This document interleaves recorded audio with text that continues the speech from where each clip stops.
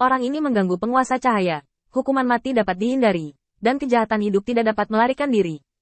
Setelah berbicara, Matt mengangkat tangannya dan meninju Han Wei, yang tidak bisa bergerak.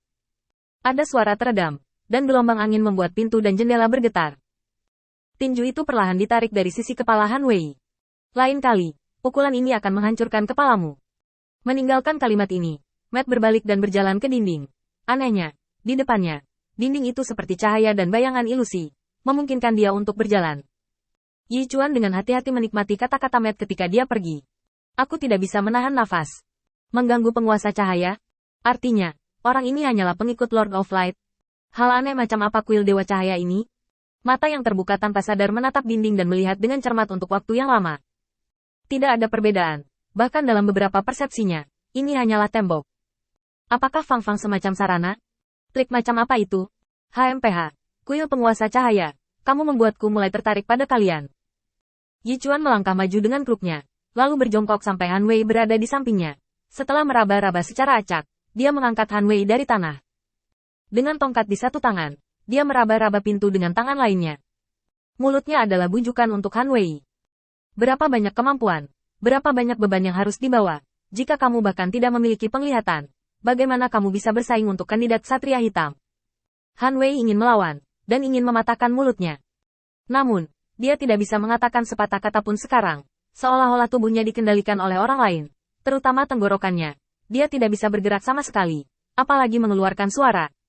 Sampai Yi Chuan melemparkannya ke tempat tidur, semua penindasan menghilang. Han Wei segera melompat dan meraih kerah Yi Chuan.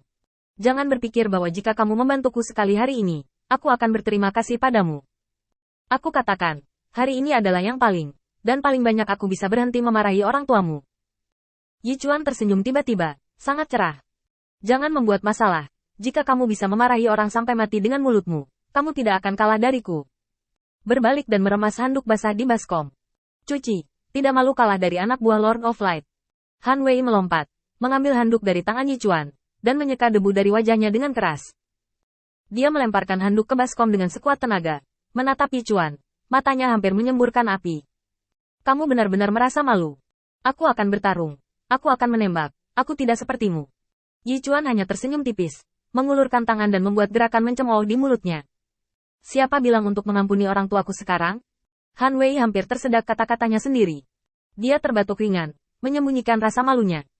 Yi Chuan tidak banyak bicara, hanya duduk dengan ekspresi serius di wajahnya. Kamu belum melihatnya. Kekuatan orang itu pasti di atasmu, dan di atasku. Yi Chuan berkata dengan wajah tegas, tetapi setelah dia selesai berbicara, dia tersenyum lagi. Sebenarnya tidak masalah. Mereka lebih tua dari kita dan memiliki lebih banyak waktu untuk berlatih dan menyadari kekuatan iman. Ini juga masuk akal. Han Wei menoleh, melihat keluar jendela, dan mengepalkan tinjunya. Saya tidak mengatakan dia tidak kuat, dan saya tidak merasa malu untuk kalah darinya. Saya hanya berpikir bahwa dia cukup untuk menjadi lawan saya. Paranoia Han Wei membuat Yi Chuan pusing. 2 hari yang lalu, pada hari Qin Yi Chen melewatkan pengangkatannya, dia menerima perintah Ares, Dewa Perang, yang juga merupakan ujian baginya sebagai calon Ksatria Putih. Satukan 11. Jika dia tidak bisa melakukan ini, maka dia tidak ada hubungannya dengan kualifikasi kandidat Ksatria Putih. Ujian berkuda putih seringkali merupakan ujian yang paling ketat. Dan penilaian semacam ini, hanya ada satu kesempatan. Omong-omong, aku mendengar bahwa Guang terutama menghadiri makan malam-malam ini. Apakah kamu ingin pergi dan melihat-lihat? Jika ada kesempatan, saya pikir saya bisa memberi Anda beberapa saran tentang apakah saya bisa menyelinap serangan diam-diam. Jangan khawatir, jika terjadi kesalahan, aku akan memberitahumu bahwa itu adalah utusannya. Dalam menghadapi temperamen kasar Han Wei, Yi Chuan memilih metode yang paling lembut dan melakukan hal-hal buruk dengannya untuk mendekatkan keduanya. Saat ini, itu bekerja dengan cukup baik. Han Wei mendengus dingin. Tinjunya mengepal dan bergetar. Aku pasti akan menidurinya malam ini. Dalam pandangan dunia Han Wei yang sederhana dan bersahaja, tidak memalukan kalah dari yang kuat, dan memalukan untuk tidak berani menyerang yang kuat. Yi Chuan menghela nafas. Ngomong-ngomong, dengarkan aku, bahkan tidak memiliki kesempatan untuk mengumpulkan mayatmu saat itu. Kamu harus mendapatkan beberapa pakaian makam, dan kemudian kamu harus mengatur pakaianmu. Sungguh merepotkan. Han Wei memiringkan kepalanya, bersenandung lembut, mengabaikan kata-kata Yi Chuan, dan berjalan keluar ruangan. Di kamar Qin Yi Chen, Matt berjalan kembali dari dinding, melihat kembali ke dinding yang utuh, dan menggelengkan kepalanya sedikit. Li Yun, kamu bisa menggunakan metode ini. Aku sudah bisa memikirkan banyak kegunaan yang tidak terduga. Li Yun hanya mengangguk tanpa mengeluarkan suara. Matanya beralih ke Qin Yichen, ingin mendapatkan evaluasi dari Lord Guangzhou. Qin Yichen menarik napas panjang setelah mengukur bagian terakhir di tangannya. Lin Bai, bantu saya membandingkan data ini. Saya ingin memberi dua orang ini beberapa petunjuk. Saat menyebutkan menunjuk, mata Lin Bai berbinar. Ketika dia berada di menara waktu, Qin Yichen banyak mengajarinya. Karena Lin Bai tidak tahu nama titik akupuntur dan gerbang Dharma di pengadilan 3000 Dao.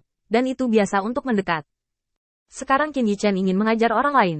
Dia tidak bisa menahan rasa ingin tahunya. Apakah saudara Qin hanya mengajar dirinya sendiri dengan sangat hati-hati? Atau apakah dia begitu perhatian kepada semua orang? Saya melihat Qin Yichen berjalan ke arah Matt, yang berdiri dengan kepala terangkat tinggi, dan meletakkan tangannya di perut Matt. Matt tidak tahu kenapa. Tahan dengan sekuat tenaga, atau kamu akan terbang jauh. Matt buru-buru menggunakan kekuatan tubuhnya, dan kakinya mendarat dengan kuat di tanah. Hanya saja dia meragukan pernyataan Qin Yichen. Terbang keluar. Seberapa berat tubuhmu, Lord Light? Apakah kamu tidak memiliki poin di hatimu? Mungkinkah Anda ingin menggunakan cara memindahkan gunung dan merebut kembali laut? Begitu pikiran itu jatuh, kekuatan yang kuat tiba-tiba datang dari perutnya. Kekuatan ini tidak biasa, seperti pusaran air, yang mengaduk perut Matt untuk sementara waktu. Meskipun dia tidak memiliki perut sekarang. Terbang 2 meter terbalik, menabrak dinding dan menyentuh lingkaran. Matt mendengarkan dampak lingkaran. Berlututlah dengan satu lutut dan tutupi perut Anda dengan tangan Anda. Jika dia masih memiliki tubuh sekarang, dia akan berkeringat deras karena rasa sakit. Qin Yichen mengambilnya. Kekuatan kasarmu tidak cukup pintar. Ingat bagaimana perasaan tubuhmu. Matt menahan ketidaknyamanan di tubuhnya, memukul tanah dengan satu tangan, dan membenturkan lututnya dengan kuat ke tanah. Ya, bawahan ini mengerti arti dari Lord of Light. Qin Yichen meletakkan tangannya, dan kemudian berbalik untuk melihat Li Yun di sampingnya. Kau juga melihatnya? Li Yun mengangguk. Sudut mulut Qin Yichen sedikit terangkat. Apakah kamu yakin? Pada saat itu, pupil Li Yun menyempit tajam, dan Qin Yichen masih duduk di meja, mengulurkan tangan dan membelai peralatan. Kalimat sebelumnya, apakah kamu yakin, keluar dari mulutnya.